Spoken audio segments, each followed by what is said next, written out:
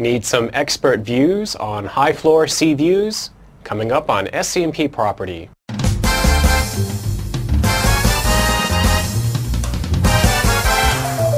There is premium paid for views. With a unit on the lower floor, then you have all the problems with perhaps the drainage problem. They say it's lonely at the top, and in Hong Kong, that's a good thing. When you buy a flat with a magnificent sea view, the last thing you want is a brick wall popping up in your way. But how do you protect the value of your expensive sea view from neighboring developments? One viewer believes that the only way to do so is by giving up on nice views altogether. He writes, "In Hong Kong, buildings can come up out of nowhere and block your view. Given that you pay a hefty premium for a view, does it make sense to buy a property on a lower floor? That way the view will likely never change." Our first expert doesn't believe so. With a little bit of research, high floors don't necessarily mean high risk. The best thing I can advise is to actually go and look at the outline zoning plan, be able to tell you whether there's a development site in front of you and whether it's worthwhile or that's going to come up for redevelopment sometime in the future.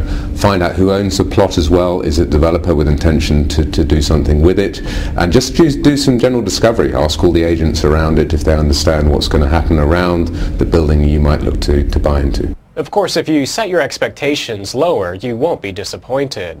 But just keep in mind that lower floors have issues of their own. With a unit on the lower floor, then you have all the problems with perhaps the drainage problem. It could be a bit more noisy as well, and you don't get to the benefit of enjoying a better view, during the time of your stay. So it all depends on one's expectation in terms of their living condition before they make up their mind and make the choice, But we did find one expert who's down on high floors. At newer projects, sea views are going for sky-high prices, while lower floors are priced at roughly half the value. With price gaps of more than 100%, a lower floor offers better potential for price appreciation.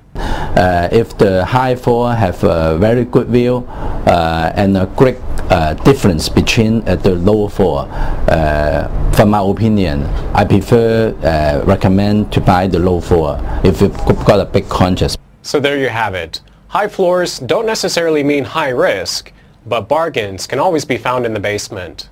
That's all for this week. This has been Michael Logan.